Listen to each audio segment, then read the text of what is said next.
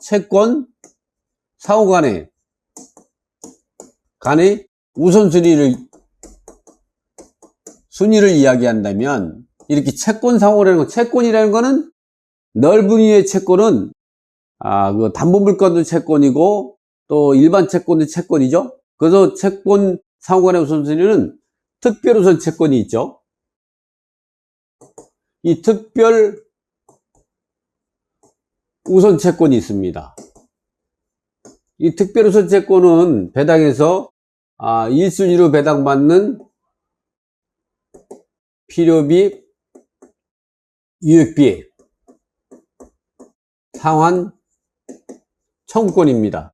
이 필요비, 유익비 같은 경우는 그 주택을 그 소산한 경우가 있을 때 그 수선비에 해당이 되죠. 그래서 이러한 경우는 경매 절차나 공매 절차에서 배당 요구하면 1순위로 배당받는데, 배당 요구하지 못한 경우는 낙찰자에게 주장할 수 있는 유치권입니다. 2순위는 최우선 변제금이죠. 이 최우선 변제금 같은 경우는 주택 임차인이 최우선 변제하고 또 상가 임차인이 최우선 변제, 그리고 세 번째는 근로자의 임금 최우선 변제가 있겠죠. 3순위로는 이 당해세가 있습니다. 이 당해세 같은 경우는 국세 당해세와 지방세 당해세가 있겠죠. 자, 이렇게 구분해 놓고, 이제 이런 거는 특별우선 채권으로 배당에서 1순위에 3순위로 배당받는 것이죠. 기본적으로 우리가 그 배당을 할 때에는 이렇게 특별우선 채권이 법원 경매나 암산구매에서 1순위, 2순위, 3순위 배당받는다는 것을 인지하고 권리 분석을 해야 됩니다. 자, 그러면 요 1, 2, 3순위 이외에 조세, 공과금, 그리고 임금채권 등이, 그리고 저당권부 채권 간의 우선순위 어떻게 되는가? 먼저 조세채권에 대해서 알아보죠. 조세채권. 이 조세채권 같은 경우는 두 가지가 있겠죠. 이 당해세가 있고, 당해세가 아닌 일반 세금이 있죠. 여기서 당해세 같은 경우는 당연히 이 당해세 같은 경우는 이 특별채권은 3순위 배당받으니까 여기에서는 일반 세금을 위주로 설명드리겠습니다. 두 번째 같은 경우는 공과금이 있겠죠. 이 공과금 같은 경우도 두 가지가 있어요. 우선 특권 있는 6대 공과금 있죠. 우선 특권 없는 공과금. 이건 일반 채권이죠. 여기서 말할 때는 우선 특권이 6대 공과금. 이 우선 특권인 6대 공과금 같은 경우는 조금 이따 책에 들어가서 공부하겠지만, 우리가 국민연금, 국민건강보험, 고용보험, 산재보험, 제가 한번 기재해 볼까요? 국민건강보험, 국민연금보험, 고용보험, 산재보험, 그리고 고용부담금,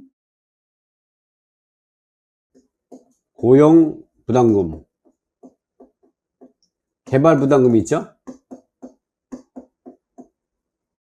이렇게 여섯 개 같은 경우, 6대 공과금 같은 경우는 우선 특권이 있죠. 우선 변제권이 있어요. 그러나 우선 특권 없는 공과금 같은 경우는 과태료라든가 우리가 불법 건축물에 대한 이행강제금, 자동차 벌가금 같은 경우, 또는 법원의 과태료라든가 또는 시군구청의 과태료, 검사의 과태료, 이런 것들, 또 대부료, 이런 것들은 다 일반 채권이죠. 이런 건 우선 변제권이 없습니다. 또 그래서 여기서 말하는 우선 변제권이 있는 6대 공과금, 즉 국민건강보험, 국민연금보험, 고용보험, 산재보험, 그리고 고용부담금, 개발부담금 6개를 위주로 설명드리겠습니다. 세 번째로는 임금채권이 있죠. 이 임금채권도 두 가지가 있습니다. 임금 최우선 변제에 해당이 되는 최우선 변제금, 일반 임금 있죠. 최우선 변제는 최종 3개월치 월급, 최종 3년치 퇴직금을 말합니다. 재보상 같은 경우는 산재보상법이 적용받는 기업 같은 경우는 산재보상법에 의해서 보상하고 그 재보상금을 임금 최우선 변제로 배당하면 안 된다는 게 대원판의 입장이죠. 왜냐하면 산재보상법이 더 강력하니까 그렇다는 거죠. 그래서 여기서 말하는 거는 이 최우선 변제는 이렇게 2순위로 배당을 받으니까요. 근로자 임금 최우선 변제 받으니까 여기에선 논의의 대상이 아니고 이제 일반 임금을 위주로 설명을 드리겠죠. 이렇게 세 가지가 있습니다. 그리고 우리가 또 알아야 될 게, 그러니까 일반 임금 같은 경우는 최종 4개월치 이상의 통상임금, 최종 4년치 이상의 퇴직금을 갖다가 우리가 일반 임금이라고 하죠. 그래서 일반 임금에 대한 정의는 근로기준법 38조 1항과 근로자의 퇴직금의 보장법 12조 제1항, 그리고 상법 468조 제1항에 명시되어 있죠. 그리고 네 번째는 저당권 부채권이죠. 이 저당권 부채권을 우리가 보면은 근저당, 담보가 등기, 전세권 등기, 그리고 확정일자, 임차인의 확정일자 우선 변제권이죠. 그 다음에 등기된 임차권. 이 등기된 임차권 같은 경우는 주택임대차보호법, 상가임대차보호법에서 임차권 등기명령에 의한 임차권, 이거는 임대차 계약기간이 지나야 할 수 있거나 계약을 해지할 수 있는 이제 사유가 발생할 때만 할 수 있고, 임대차 계약기간 내에는 할 수가 없는 것이죠. 근데 임대차 계약기간 내에는 민법 621조에 의한 임대차 등기를 할 수가 있습니다. 그런 경우는 임대인이 동의를 얻어서 하게 되는 거죠. 좀 전에 얘기했던 주택임대차법 또는 상가건물임대차보호법에 의해서 할 수 있는 임차권 등기명령의 임차권 등은 임대차 계약이 종료되거나 또는 계약이 해지 사유가 발생하죠. 법원 경매나 암사구매 또는 소유자가 변경할 때 계약 해지 통지하고 이제 임차권 등기명령을 신청할 수 있는 그런 제도죠. 그런 경우는 임대인이 동의 없이 법원에 신청하고, 이번 같은 경우는 이번에 법이 개정이 됐죠. 과거 같은 경우는 임차권 등기명령에 임차권 등기를 하려면 그 임대인에게 통지가 돼야 되는데, 지금은 통지가 없이도 등기가 될 수 있도록, 그래서 신속한 조치가 바뀌도록 금년도에 그 송달 없이 임차권 등기할 수 있도록 법이 개정이 됐습니다. 자, 특별호소 채권은 1순위, 2순위, 3순위 배당받는 건 우리가 알아봤습니다. 그러나 여기서 조세채권 중에서 당해세를 제한 일반 세금, 일반 세금은 누구보다 우선하느냐? 6대 공과금, 그리고 일반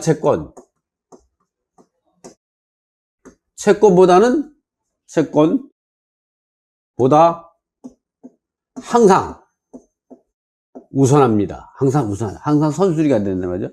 그래서 일반 세금, 그러니까 조세채권 중에 당해세를 제한 일반 세금은, 당해세는 당연히 3순위 배당받으니까 여기 뭐 조세채권, 공과금, 임금, 그 다음에 저당권 채권보다 우선은 변제받으니까 여기 논의의 대상이 아니고, 이 일반 임금 채권은 6대 공과금, 우선 변제권이 있는 6대 공과금보다도 우선하고 일반 채권보다도 항상 우선한다는 거죠. 예외가 없습니다.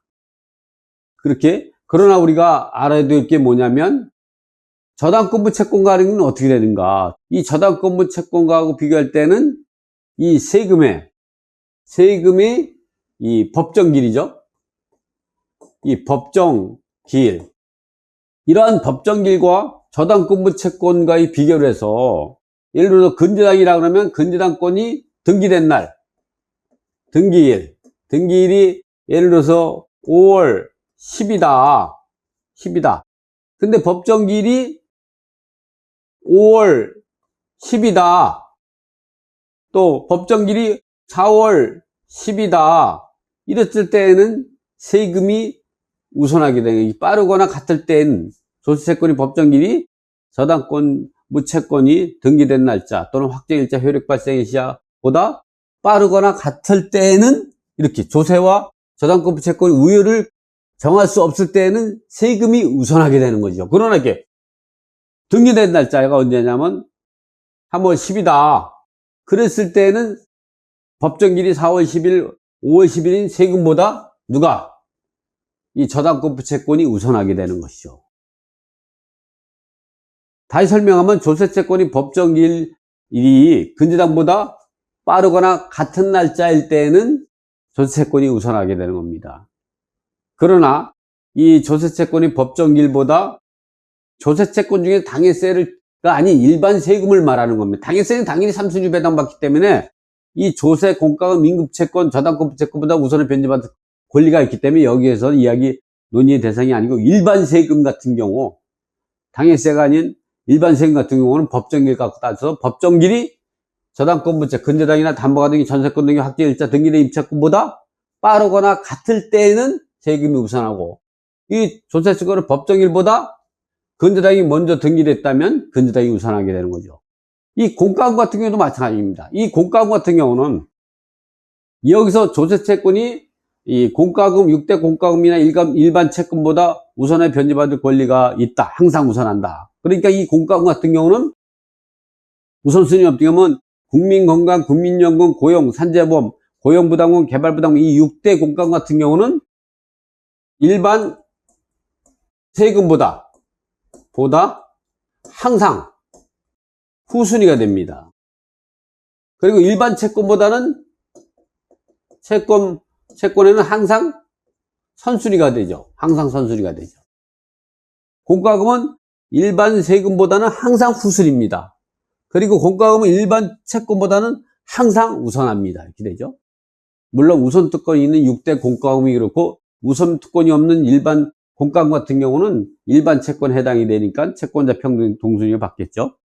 그러나 이 공과금과 이 저당권 부채권 간의 우선순위는 어떻게 되냐면 이거는 공과금은 법정기일이라고 하지 않고 납부기한이라고 하죠. 이 공과금의 납부기한은 대표적인 이제 국민건강, 국민연금에 대해서 한번 먼저 알아보면 국민건강, 국민연금의 납부기한 같은 경우는 어떻게 1월 1일부터 1월 30일까지 부과 대상은 납부기한이 2월 10입니다. 5월 1일부터 5월 말까지는 6월 10입니다. 그래서 납부기한이 예를 들어서 5월 10이다. 그랬을 때에는 등기된 날짜가 5월 10이다. 그러면 이게 빠르거나 같을 때 공과금 우선하게 되는 거죠. 그러나 3월 10일 날 설정이 됐거나 5월 9일 날 근저당이 설정이 됐다면 저당권 부채권이 우선하게 되는 것이죠. 이번에 제일 중요한 거는 이제 임금채권이죠. 임금채권 같은 경우는 두 가지가 있죠. 최우선 변제는 이렇게 특별우선 채권으로 배당해서 2순위로 배당받는 채권에 해당이 되니까 여기서 이야기하는 건 일반 임금이 주가 되는 것이죠. 일반 임금 채권 같은 경우는 규정하고 있는 게 근기법 있죠. 근로기준법, 근기법 제 38조 1항이죠. 그리고 퇴직급여 보장법 12조 1항, 그리고 상법 468조 1항. 여기에 보면 임금채권은, 일반 임금채권은 조세, 공과금, 그리고 일반 채권의 우선에 변제받을 권리가 있다가 이렇게 근로기준법 38조 1항, 퇴직급여 보장법 12조 1항, 상법 468조 1항에 보면 일반 임금채권은 이 조세, 공과금, 그리고 일반 채권의 우선에 변제받을 권리가 있다. 다만 이 조세, 공과금이 저당권 부채권보다 우선하는 경우는 그러하지 않는다. 그러한 경우는 이 저당권 부채권보다 선순위인 당해세나 조세, 공과금은 일반 임금채권을 보다 우선한다. 왜 그러냐? 왜냐하면 일반 임금채권 같은 경우는요, 저당권 부채권보다 채권보다 항상 후순위가 되기 때문에 그렇다. 왜 그러냐? 일반 임금 채권은 조세 채권인 당해세나 일반 세금이라든가 공과금보다 우선해서 변제받을 권리가 있는데 일반 임금 채권이 저당권 채권보다 항상 후순위가 되므로 이 저당권 채권 선순위는 당해세, 법정기일 빠른 세금, 납부기한이 빠른 공과금이 있고, 그러면 저당권 채권이 있고, 그리고 일반 임금 채권이 있다고 그러면 일반 임금 채권은 저당권 채권을 버리고 저당권 채권보다 선순위인 이 당해세, 일반 세금, 공과금 이런 것들이 이제 이러한 것들은 이걸 이기고, 이거는 이거를 이기고, 이거는 이거를 이기게 되니까 A는 B를 이기고, B는 C를 이기고, C는 A를 이기는 그런 순환관계, 서로 물고 이기는 순환관계가 있기 때문에 순환 흡수 배당을 배제하기 위해서 근로기준 38조이랑 퇴직구제보장법 12조이랑 상법 468조에서는 이렇게 순환 배당을 배제하기 위해서 이 일반 임금 채권이 기본적으로 조세, 공과금, 일반 채권에 우선에 변제받을 권리가 있는데 일반 채권에 대해서는 항상 우선하지만 이 조세, 공과금이 저당권부 채권보다 선순위인 경우에 한해서는 일반 임금 채권이 저당권부 채권보다 항상 후순위이기 때문에 그러한 선순위인 조세, 공과금, 법정기일이 빠르거나 납부기한이 빠른 이 조세, 공과금에 대해서는 일반 임금이 후순위가 된다는 거죠. 이거는 순환 흡수 배당을 방지하기 위해서 만든 겁니다. 그래서 우리가 배당 순위를 정리해보면 이렇게 1순위가 필요비 육비, 2순위가 최우선비, 3순위가 당해세리고 4순위가 법정기일 빠른 일반 세금, 그리고 5순위가 납부기한이 빠른 6대 공과금, 6순위가 저당권부 채권이 되죠. 저당권부 채권. 그리고 7순위가 일반 임금, 그리고 8순위가 이 저당권부 채권보다 법정기일이 늦은 세금, 그리고 9순위가 저당권부 채권 납부기한이 늦은 공과금, 그리고 10순위가 일반 채권 순위로 배당이 됩니다. 그러나 우리가 중요한 게 저당권부 채권이 없다면 배당 순위가 이렇게 정리됩니다. 1순위가 필요비 육비, 2순위가 최우선비, 3순위는 당해세가 아니라 일반 임금이 되고, 그리고 4순위가 당해세 되고, 5순위가 일반 세금, 6순위가 공과금, 7순위가 일반 채권 순위로 배당 순위가 정해진다.